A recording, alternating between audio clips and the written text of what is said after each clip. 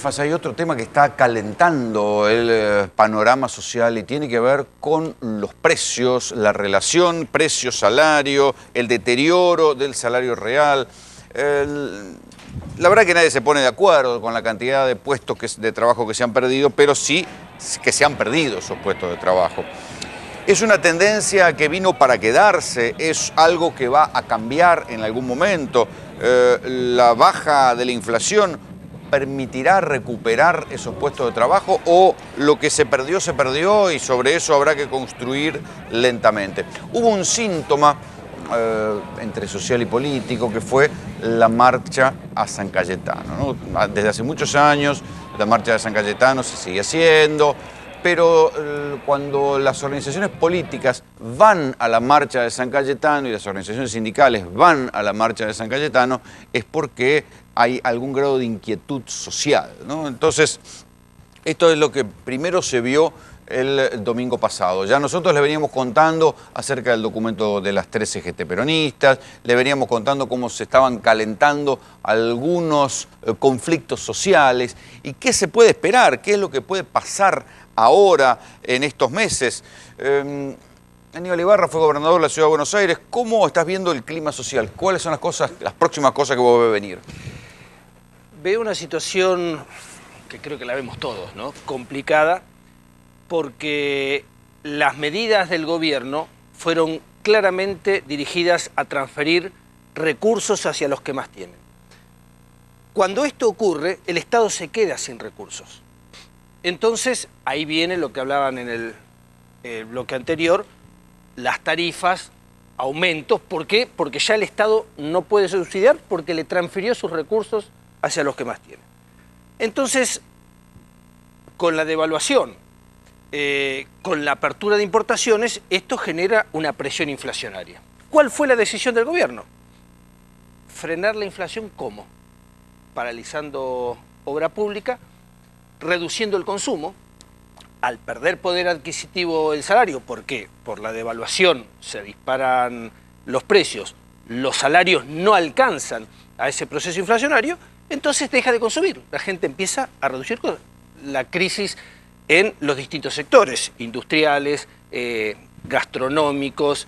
¿Qué postales, vos que conocés la ciudad, qué postales estás viendo de recesión en la ciudad?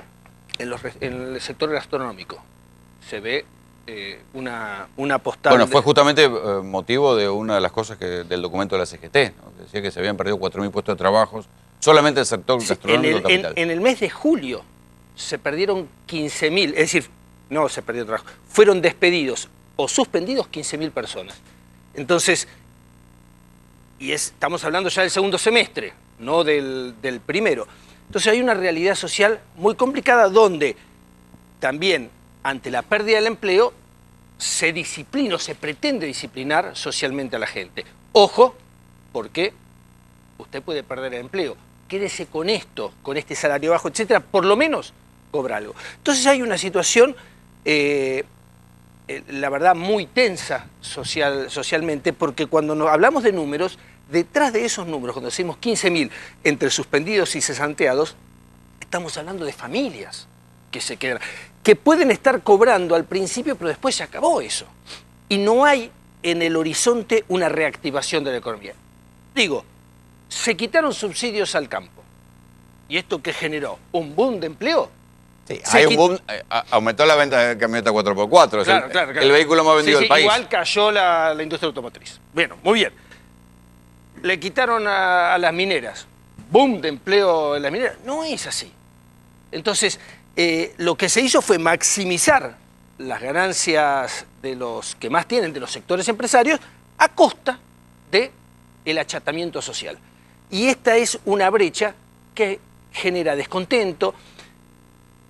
Todos siempre miramos qué es lo que pasa a fin de año. Yo la verdad que estoy preocupado, porque no es que políticamente digo que le vaya mal, que haya conflicto, que haya desbande. No, eso nos perjudica a todos. Aníbal, ¿no puede ocurrir que en un mediano plazo esa transferencia de recursos a los sectores que más tienen termine generando un crecimiento de la economía? ¿Puede pasar? Cuando se achica el consumo, no hay crecimiento de la economía. Y este es el problema. cuando uno tiene recursos, y esto también tiene que ver con los subsidios, cuando la gente tiene, y sobre todo el que menos tiene, el más pobre, tiene el dinero, lo gasta. ¿Por qué? Porque tiene las necesidades esenciales. Si yo achico el consumo, estoy bombardeando la economía. Y además, esto de la teoría del derrame es una mentira. Es decir, no es que las empresas, y esto se dijo también en el bloque anterior, o los sectores, cuando ganan más, derraman hacia lo de abajo. No, se lo guardan o se lo llevan afuera.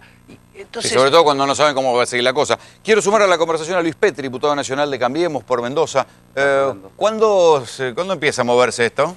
Bueno, nosotros esperamos que pronto. La verdad que no coincido con el diagnóstico de Aníbal, porque no ha habido por parte de este gobierno una transferencia de recursos a los sectores más concentrados.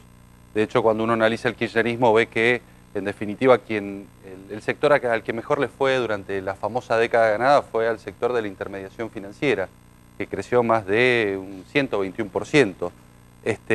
Ahora, lo cierto es que se han tomado muchas medidas sociales.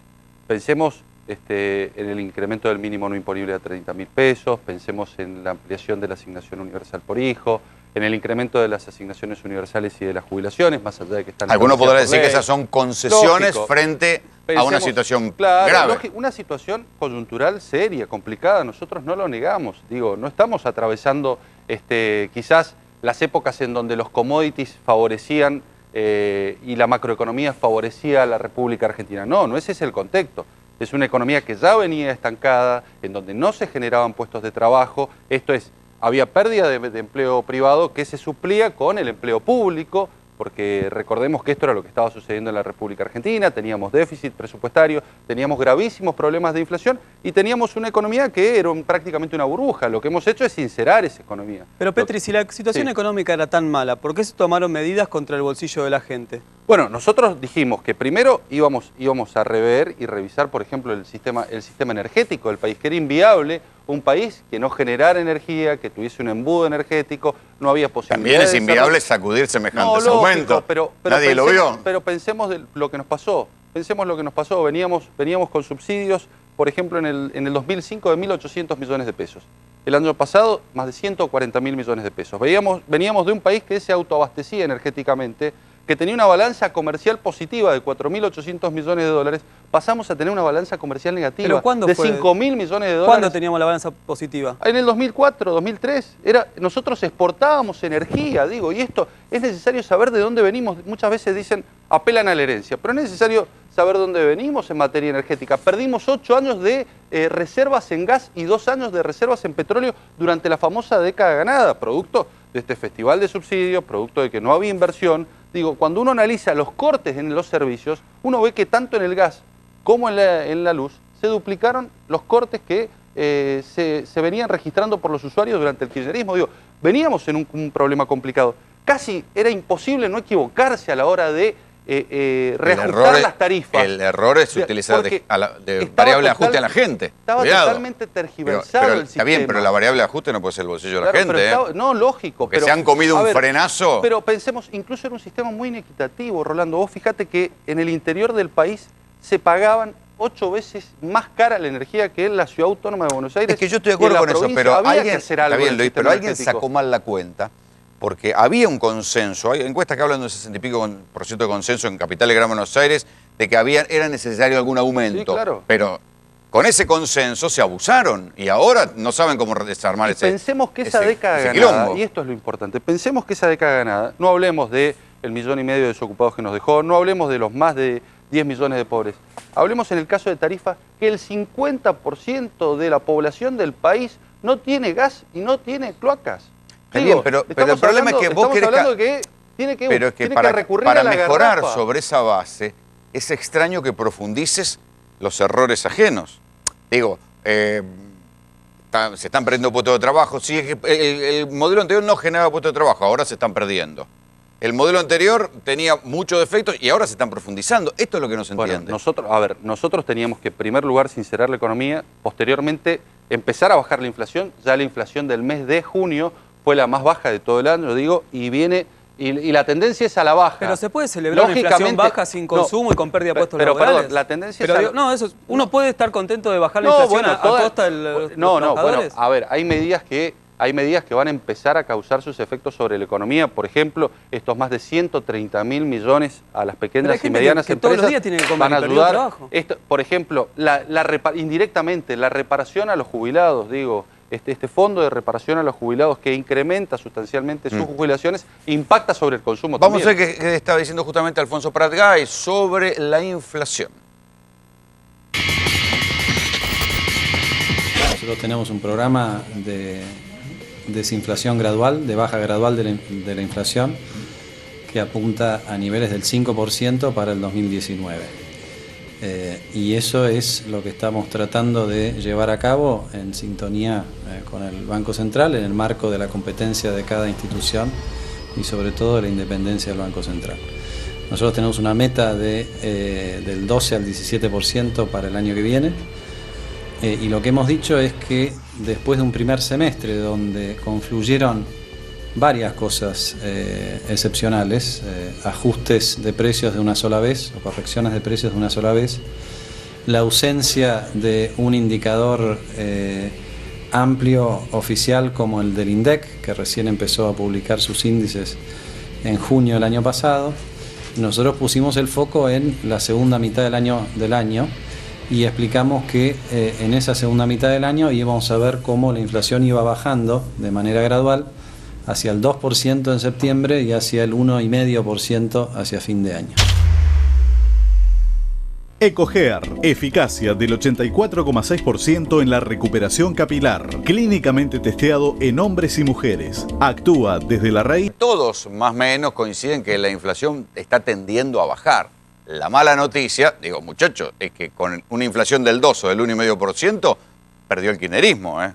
Bueno, pero nosotros pensamos que la economía se va a reactivar, están viniendo inversiones, lógicamente yo creo que no se van a solucionar todos los problemas de la Argentina en 6 meses, en 8 meses o en un año. Yo aspiro a que los problemas se empiecen a solucionar gradualmente, pero aspiro a un gobierno como el que tenemos que reconoce los problemas y que los encara.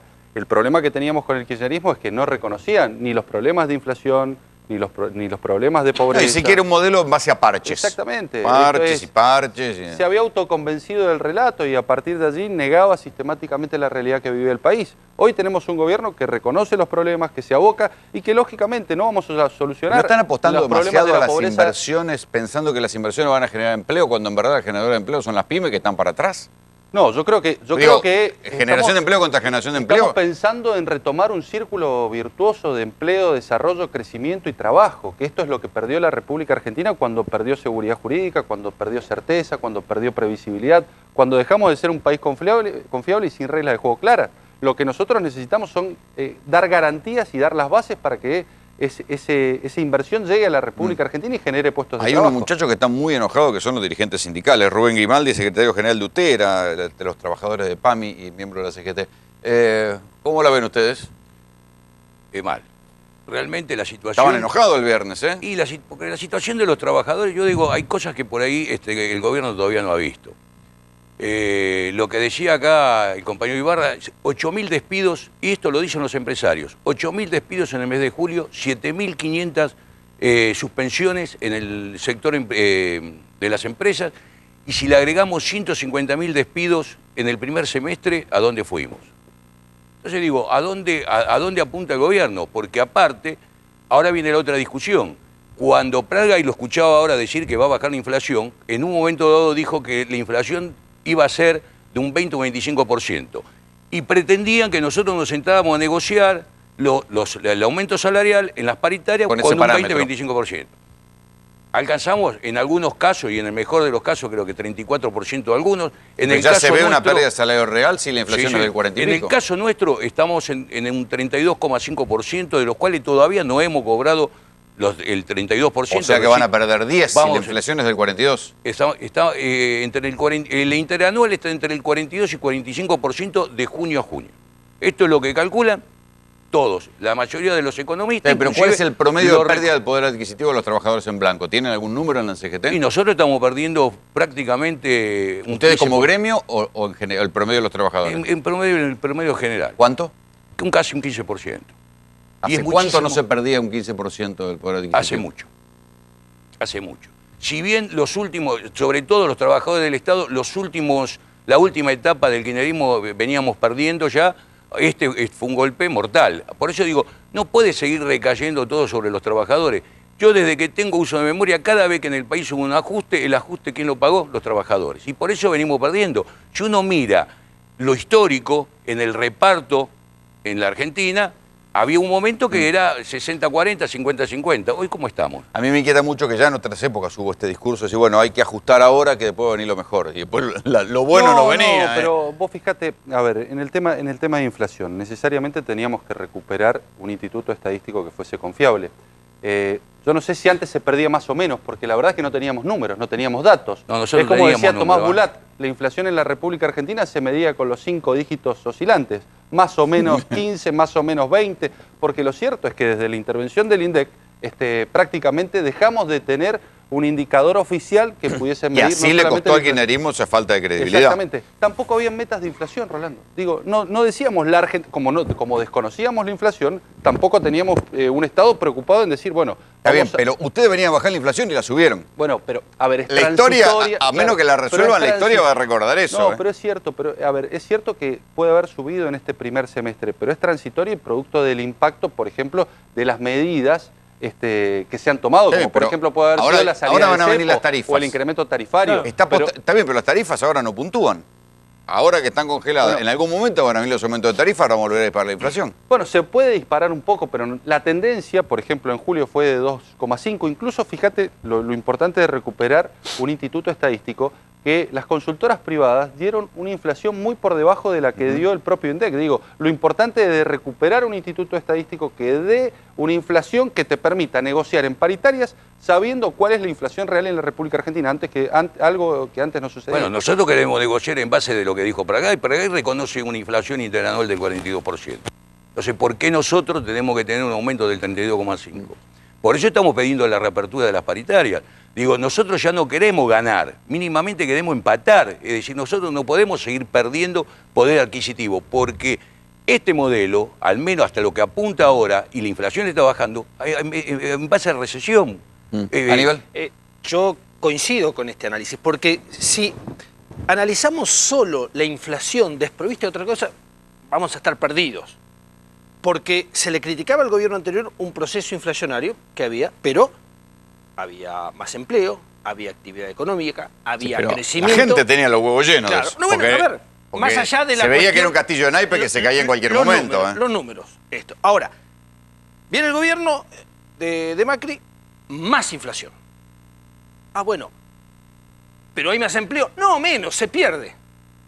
Bueno, pero los que trabajan están haciendo paritarias por encima o igual que la inflación. No, por abajo. Por abajo.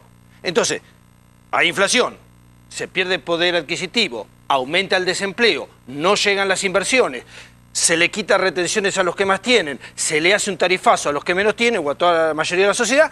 Y la verdad... Aníbal, Está no bien, parte... pero ahí yo te puedo decir, y vos te acordás bien porque tenemos la misma edad, que... No me acuerdo eso. Sí, no, claro. Cuando fue los 2 primeros años de Menem, era lo mismo. Menem se come una hiperinflación y después cuando frena la inflación, hubo un efecto benéfico en la economía. A ver. Pero que esto es una discusión con el compañero. No sé si efecto benéfico en la economía. Sí hubo en la psicología de la gente que después de la hiperinflación dijo, por lo menos los precios, y esto es cierto. Aníbal, Ahora, si pasa lo mismo después ahora... de ese proceso y del 1 a 1, estalló la Argentina por Pero los aires. ¿cuántos años después? ¿Cuál fue el beneficio Porque no de supieron la corregirlo. estabilidad? O sea, Por ¿en qué eso, nos- en qué nos exactamente, yo benefició la estabilidad a nosotros? Y es lo que digo, si ahora me baja la inflación, bien, pero con recesión, con baja del consumo, con desempleo, y la verdad que no. Ahora, Entonces, esto es lo que yo digo, me parece que es un modelo que es clásico, es decir, señores, no vamos a presionar, no va a haber un Estado que presione sobre las grandes corporaciones, a tal punto que hoy los representantes de las grandes corporaciones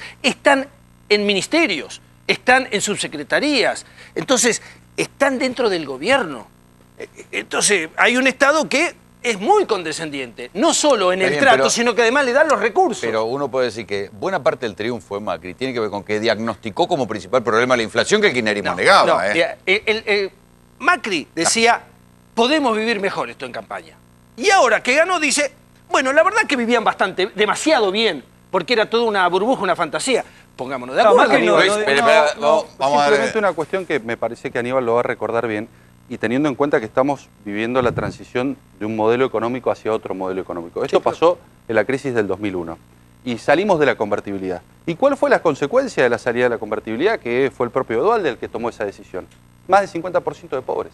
Digo, automáticamente se salió de la convertibilidad y Duhalde tuvo que cargar sobre la mochila más del 50% pero ya de la había un población. No fue decisión de Duhalde, estalló la Argentina. Claro, no fue decidido salir, se saltó. O sea, era un corsé que se rompió. Bueno, pero como fuese, esa consecuencia trajo que más del 50% de la población la Argentina. saliera de la línea, bajara de la línea de pobreza. Bueno, sin llegar a ese extremo, estamos viviendo la transición de un modelo económico que se había agotado, que ya no generaba riqueza, que a partir de la caída de los precios internacionales de los commodities no tenía forma de financiamiento, que se había aislado del mundo porque nuestros socios estratégicos en el mundo eran Venezuela, era Bolivia. Ahora, Petri, recién usted hablaba acerca de la importancia del INDEC, de tener un INDEC recuperado. Sí. Y el propio INDEC lanzó una estadística donde decía que el año pasado Argentina creció 2,1% en su PBI, que inclusive se habían creado varios puestos de trabajo, creo que casi 850.000 puestos de trabajo en los últimos 4 años, y que hasta el campo había crecido un 6,2%.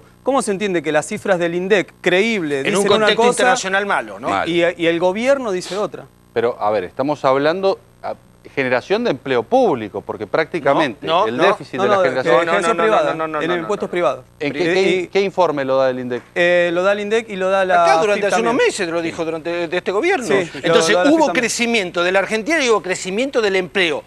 Menor del público, pero más privado. Con un contexto internacional complicado, no fue el mismo crecimiento del 2015 que en el 2008 o en el 2020. Hay que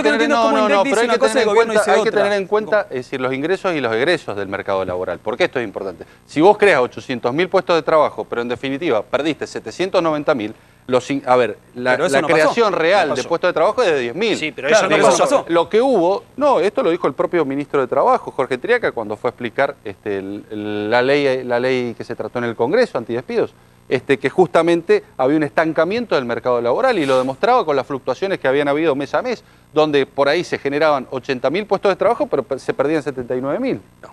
Eso no pasó. O sea, nadie recuerda que se perdió tanto. La verdad que nosotros no tenemos, mirá que en la CGT tenemos todo tipo de estadísticas, por eso te decía que nosotros teníamos estadísticas de la inflación en el gobierno kirchnerista, por eso le salíamos a pegar como le salíamos a pegar. Nosotros reconocíamos que había una inflación y que inclusive estaba afectando al bolsillo de los trabajadores porque no todos los aumentos correspondían a la inflación. Sí, pues ya ni hablan de ganancia ustedes, ¿eh? No, era lo que te iba a hablar. Vos fijate, cuando hablábamos de la transferencia de fondos a los sectores agrarios, todo, había que hacer un reconocimiento, está bien, toma canudo. Ahora, el presidente decía que era una injusticia que los trabajadores paguemos un impuesto por trabajar y que era hasta ese momento una injusticia y que el gobierno lo iba a sacar. Nadie más habló del impuesto a la ganancia. Ahora, ¿por qué tenemos que...? El jefe de gabinete ahora la dijo que discusión iban a es mandar otra. la discusión al Congreso del impuesto a las ganancias. Pero a ver, estamos hablando de otra cosa. Imponible a 30.000 pesos. Una cosa es sacar el impuesto a la ganancia y otra cosa corregir la tablita. Bueno, por eso íbamos a corregir, que se iba a discutir este año. No, que van a corregir la tablita, no que van a sacar el impuesto a la ganancia, son dos cosas diferentes. Lo que él dice acá lo que estamos que hablando es de que realmente planteaban de que era injusto que se pagara un impuesto al trabajo y que inclusive muchos jubilados estaban pagando impuesto a la ganancia, que me parece una barbaridad. Ahora, si, por ejemplo, el otro día anuncian, ¿no?, con alegría el 15% de aumento a los jubilados. Vos fíjate, le dieron un 15% en marzo, un 15% ahora hasta marzo, porque esto es ley, no le pueden dar otro ajuste. ¿Saben a cuánto va un jubilado, que son casi el 70% de las jubilaciones? 5.900 pesos. Explícame cómo afronta el aumento de las tarifas. Entonces digo, el gobierno no ha contemplado cuáles son los daños colaterales de la medida que ha tomado. A ver, pero ahí estamos equivocados, porque decís, explícame cómo afronta un jubilado el aumento de las tarifas y los jubilados justamente tienen la tarifa social. Porque, a ver, pensemos, los jubilados, los pensionados, los monotributistas sociales, las empleadas domésticas, son beneficiarias de la tarifa social, con lo cual el impacto de tarifas... todavía no accedieron a eso. Y aparte de decir... todavía las tarifas tampoco se aplican. Vamos a lo otro. Sí, vamos a lo otro. Como un trabajador en la provincia de Buenos Aires, en el Estado, gana promedio 8.000 pesos limpios. Y yo tengo compañeros que le vinieron 3.000 pesos, nada más que de un solo de aumento. ¿Qué va a pasar cuando aumente la luz? ¿O come o tiene que salir? A ver, ten en cuenta que los aumentos se contemplaron. El tema de las tarifas de aumentos también es necesario el tema de las tarifas marca o que son muy altas por el tarifazo, o que los salarios están muy bajos. Pero No, que los esta salarios están ecuación, bajos, por están eso, ahora será que los salarios están bajos y además hay un tarifazo. Pero saltamos de discutir ganancias, el impuesto a las ganancias, bien, una discusión muy fuerte, necesaria, a discutir empleo y tarifazo. O sea, estamos en la lona, esto es lo que digo. Muchachos, muchas gracias por venir. No, gracias a Un vos, debate se Rolando. está planteando en la cuestión de los hospitales. A partir